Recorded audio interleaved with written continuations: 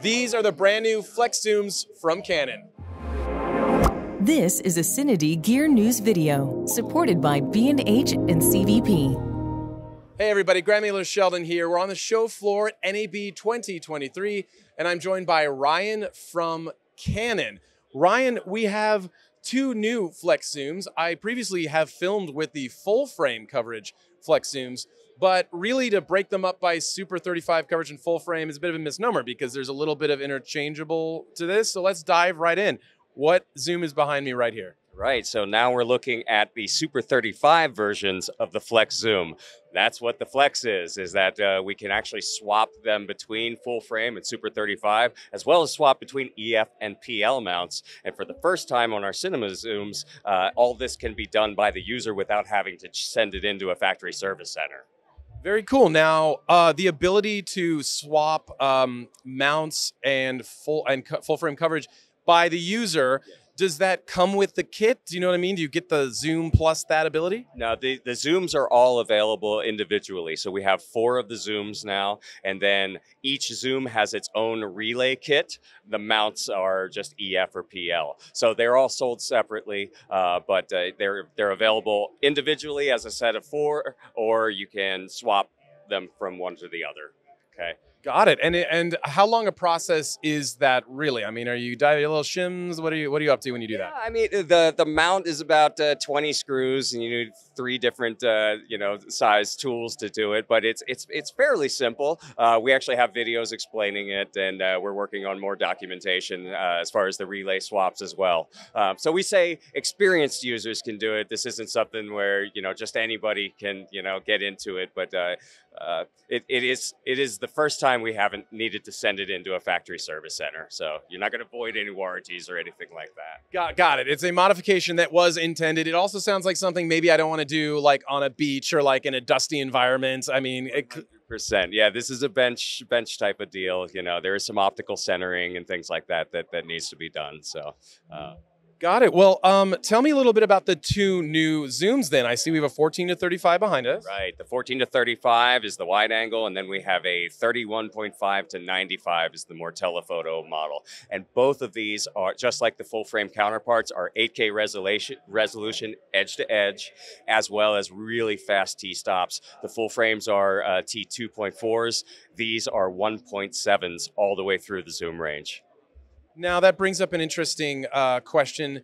As you're changing back mounts, are you cutting lights? Are you doing anything with light loss? No. No, it is simply the image circle and how that reacts with the sensor and the amount of light coming through the aperture. Yeah. Got it. I was also interested to see that the price point between, I guess I'll call it the natively full frame zooms and the Super 35 starting zooms. I'm still working out the flex thing. It is very flexible, but stuff changes. It is similar, isn't it? Extremely similar. They all cost the same. So they're all coming in at $21,999 retail, with the relay kits coming in at $49.99, I believe, and the mounts coming in around $2,000. And tell me about that decision. I mean, is the idea that because, it's in the name, it's flex, it can be all of these things, you're kind of paying for that? Because I guess I'm more used to paying a little bit more for something that can cover a larger image circle. I mean. Sure, yeah. Well, that's where you run into the speed differences. So, the ability to have that 1.7 versus the 2.4 on the Super 35s, that kind of makes up for the coverage of the sensor. So we just wanted to be able to have as many options as available for the cinematographers out there. And now we have the ability to do that. Switch between cameras, switch between formats. Well, talk to me about the intended use cases. I mean, filmmakers are always going to surprise us and come up with something else. But for these Flex Zooms in particular, aimed at a cinema, commercial, TV crowd, all of the above.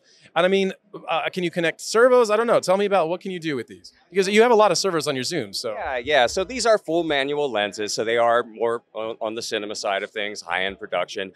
There is no servo options. They do have data for being able to do virtual production. So the PL versions of these actually have a 4-pin LEMO connector that you can get basically Zeiss extended data out of that into virtual systems.